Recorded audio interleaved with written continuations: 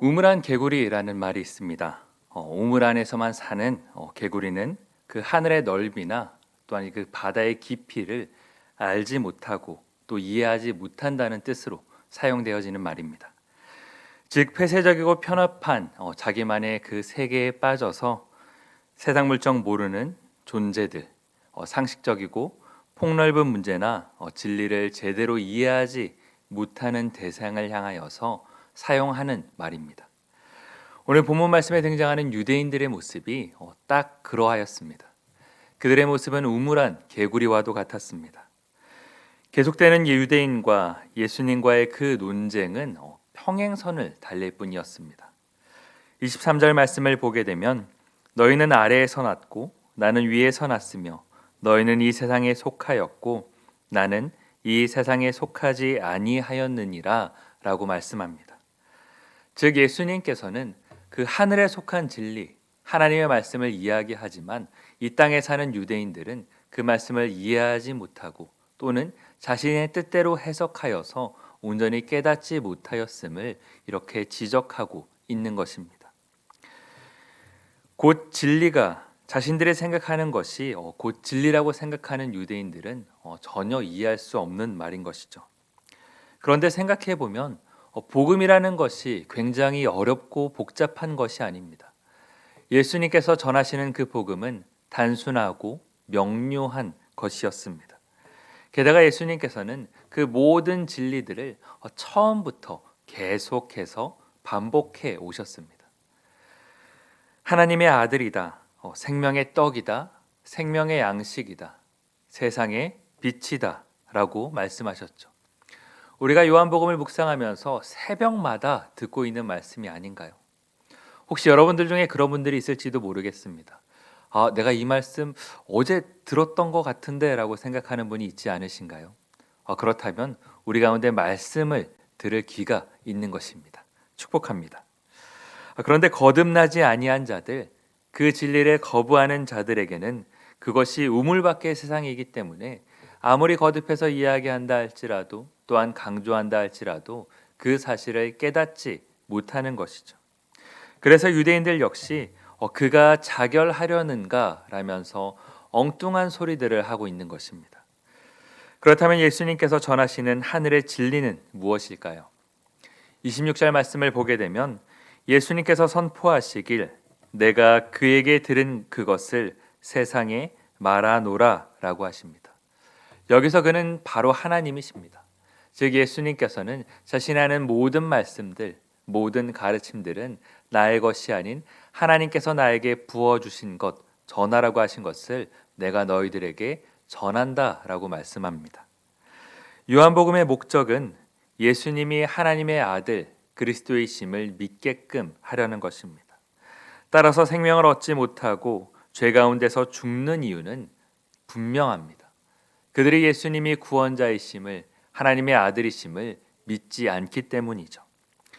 예수님께서 수많은 표적을 행하고 아무리 많은 진리를 선포한다 할지라도 그 마음 가운데 받아들이지 아니하고 또 믿음이 없는 자들은 결국 최후의 그들의 마지막은 죄 가운데서 죽음으로 끝나고 만다라는 사실입니다.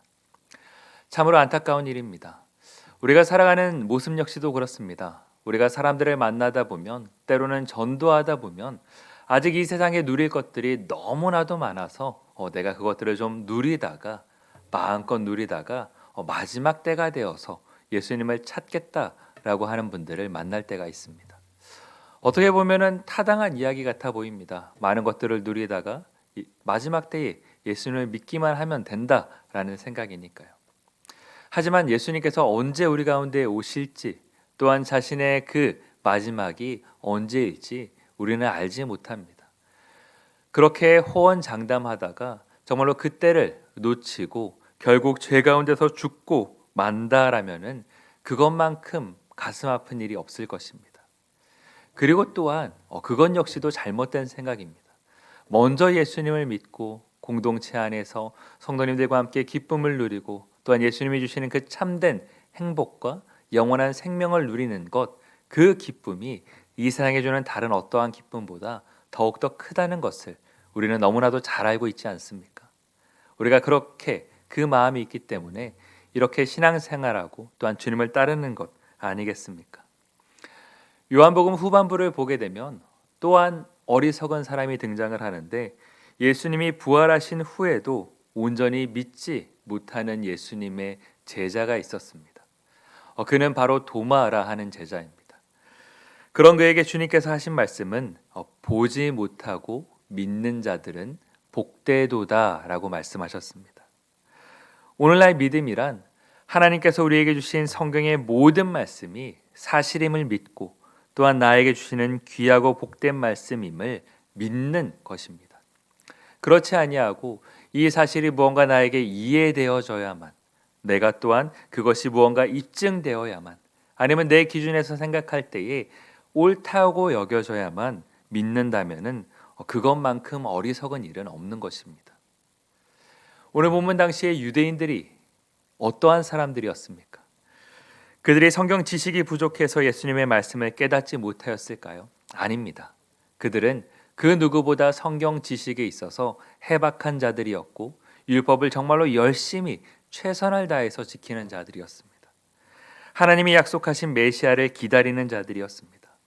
그런데 그들은 그들이 기다리던 메시아가 나타났을 때에 그가 예수님이신 줄을 깨닫지 못하고 전혀 엉뚱한 소리들을 하고 있는 것이 바로 그들의 현실이었습니다. 이처럼 지식으로는 결코 믿지 못합니다. 스스로 자신이 우물한 개구리인 줄도 깨닫지 못하고 마치 내가 바라보는 세상, 내가 생각하는 것들이 전부인 양 살아가는 인생은 참으로 안타까운 것입니다. 하나님의 아들이신 예수님은 우리의 생각 그리고 우리가 세워놓은 그 기준을 초월하는 분이십니다. 그렇기 때문에 우리들 역시도 보지 않고 믿는 복된 자들이 되기를 원합니다. 그렇다면 예수님께서 이와 같이 거듭 반복하고 또한 행하시고 말씀하신 까닭이 무엇일까요? 오늘 본문 29절 말씀을 보게 되면 나를 보내신 이가 나와 함께 하시도다. 나는 항상 그것을 기뻐하시는 일을 행함으로 나를 혼자 두지 아니하셨느니라 라고 말씀합니다. 즉 바로 이 일이 하나님께서 기뻐하시는 일이셨다라는 것이죠. 하나님께서는 우리를 사랑하사 우리가 죄 가운데서 죽도록 내버려 두는 분이 결코 아니십니다. 죄와 사망에서 우리를 구원하사 영원한 생명 주기를 기뻐하시는 분, 바로 그분이 우리의 하나님이십니다. 그 일을 위하여서 예수 그리스도를 우리 가운데 보내셨고 또한 대속의 십자가를 지시도록 하셨습니다. 하나님께서 독생자 예수 그리스도를 내어주신 그 가슴 아픈 사랑이 정말로 역설적이게도 가슴 아픈 일이지만 그 일이 바로 하나님이 기뻐하시는 일이었다라는 것이죠.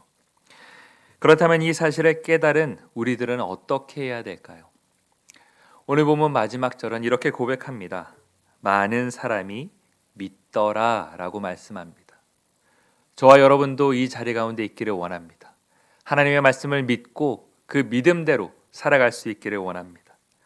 성도는 어떤 조건과 환경에서도 하나님 말씀 가운데 순종하고 십자가의 복음을 전하며 주님의 몸된 교회를 세워가는 자들입니다.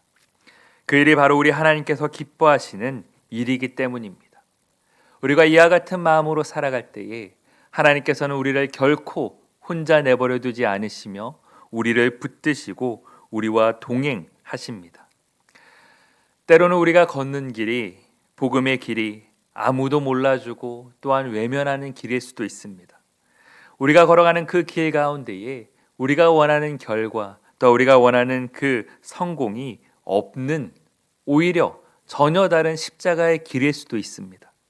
그러나 그 길을 믿음으로 담대히 걸어가는 저와 여러분들이 되기를 원합니다. 왜냐하면은 우리는 더 이상 세상에 속한 자들이 아니기 때문입니다. 우리는 거듭난 자들로서 하늘에 속한 자들입니다. 하늘에 속한 자들로서 남들이 보지 못하는 것을 보고 남들이 듣지 못하는 것을 듣는 우리 모두가 될 수 있길 원합니다. 그리하여서 날마다 우리의 삶이 주님의 기쁨이 되며 또한 이 땅에서 우리가 살아가지만 이 땅에 발을 딛고 살아가지만 우리가 발을 딛는 이곳이 하나님 나라가 되는 하나님 나라를 이루어가는 우리 모두가 될 수 있기를 주님의 이름으로 간절히 축원드립니다. 기도하겠습니다. 하나님 감사합니다.